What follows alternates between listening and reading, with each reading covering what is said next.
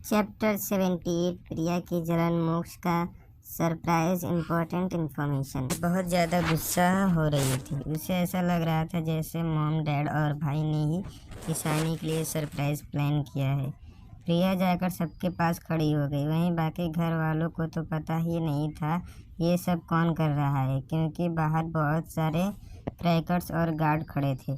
इसीलिए उन्हें भी पता नहीं था कि ये कौन कर रहा है। भाई, मॉम, डैड, क्या आपने सब सरप्राइज प्लान किया था ईशानी के लिए? प्रिया बहुत मासूमियत से पूछ रही थी, जैसे उसे कितना बुरा लग रहा हो। उसकी बात सुनकर रिहान थोड़ा जेलस होते हुए बोला, नहीं, ये सब हमने प्लान नहीं किया है। उसकी बात सुनकर रिहान थोड़ा जेलस हो गया। काश हम भी ईशानी के लिए इस तरह से प्लान करते तो कितना अच्छा होता।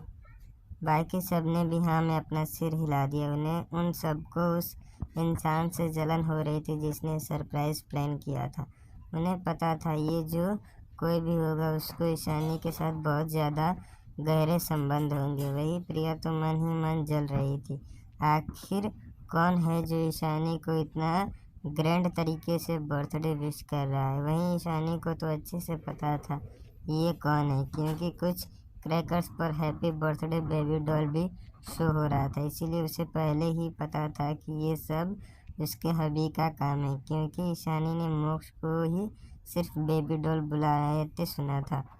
वो ये सोच ही रही थी कि तभी उसके फ़ोन पर मोक्ष का कॉल आने लगा। उसने जैसे ही कॉल रिसीव किया, दूसरी तरफ से एक मैग्नेटिक आवाज़ आई, मेरा पहला सरप्राइज़ तुम्हें कैसा लगा बेबी डॉल?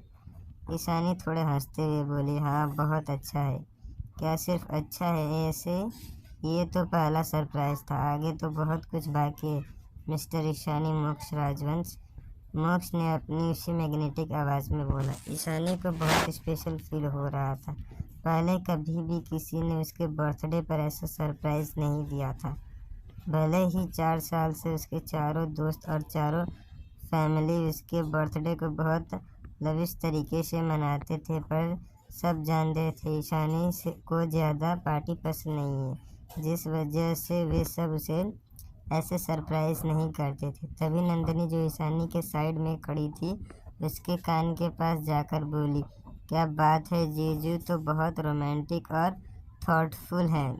देख कैसे सरप्राइज दिया तुझे उन्होंने। उसकी बात सुनकर ईशानी के होंठों पर एक स्माइल आ गई, जो मोक्ष दूसरे अपने कार में बैठकर भी महसूस कर पा रहा था। सारे घर वाले उस इंसान को देखना चाहते थे जिसने ईशानी को इतना अच्छा सरप्राइज दिया है, पर मोक्ष ऐसे विकल्प सबके सामने आने ही वाला था। इसीलिए अभी उसका सबके सामने जाना ठीक नहीं था।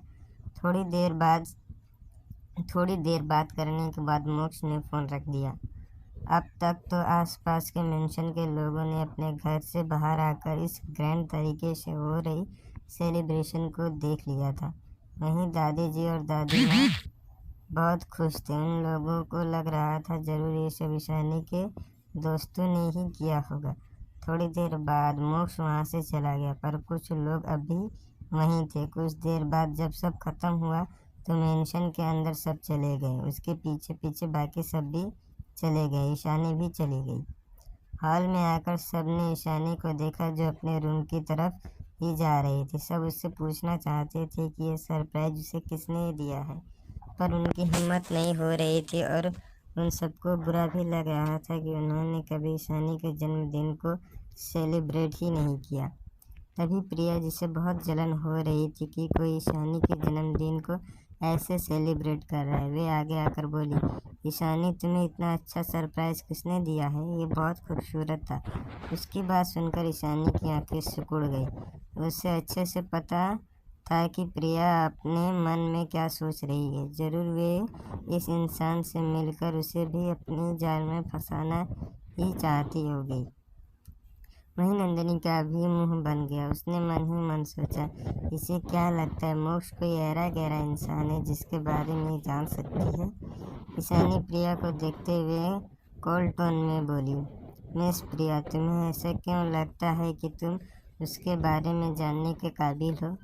प्रिया ने ईशानी को इंसल्टिंग बात सुनकर अपनी मुठ्ठियाँ भींच लिया। वहीं ईशानी ने उसे नज़र देखा भी नहीं और वहाँ से अपने कमरे की तरफ चली गई। वहीं दादाजी और दादी माँ उन सबको देख बोले, अभी बहुत रात हो गई है, ऐसे भी कल यहाँ पूजा होने वाला है। मैंने पहले ही सबको बोल दिया है, कल सुबह तैयारियाँ भी करना है, इसीलिए तुम सब अपने अपने रूम में जाओ। ईशानी और दादा दादी के जाने के बाद प्रिया ने अपने मॉम डैड और भाइयों को देखा जो चुपचाप खड़े थे। उसे समझ नहीं आ रहा था ये सब उसके लिए कुछ बोल क्यों नहीं रहे हैं। सब एक एक करके अपने कमरे में चले गए। हॉल में सिर्फ प्रिया ही रह गई थी।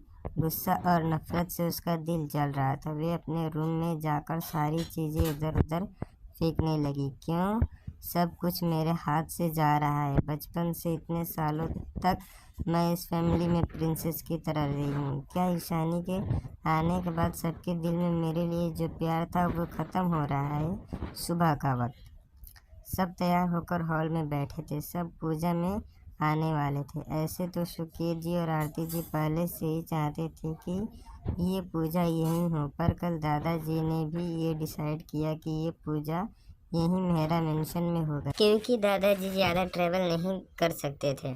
इसीलिए रात को ही सब यहाँ होगा ये डिसाइड हुआ। दादाजी की जिद के आगे ईशानी भी हार मान गई थी, जिस वजह से अनुजा और मिस्टर सहगल थोड़े गुस्से में थे, क्योंकि उन्हें सहगल मेंशन में ही महापंडित जी को बुलाया था। ऐसे भी वे चाहते थे उनकी बेटी की महापूजा उनके घर में ही हो। वहीं प्रिया बहुत ज़्यादा सज धज के बैठी हुई थी, जैसे कोई फैशन शो चल रहा हो। आज वे कुछ भी करके सबको इम्प्रेस करना चाहती थी। उसे पता था ईशानी के दोस्त के भाई ईशानी की पूजा में ज़रूर आएंगे और उसे बस उन सबको इम्प्रेस करना था, ताकि उनमें से किसी से वे शादी कर सके। तभी बाहर गाड़ियाँ रुकने की आवाज़ आने लगी। तभी बटलर आकर बोला, सर आहूजा फैमिली के लोग आए हैं। बटलर की बात सुनकर सब अपनी जगह से खड़े हो गए। सुकेत जी और आरती जी ने उनकी वेलकम करने के लिए खड़े हो गए। तभी गार्ड्स के साथ कुछ लोग अंदर आए। Welcome mister Ahuja. सुकेत जी आगे जाकर राजेंद्र जी वेलकम करते हुए बोले,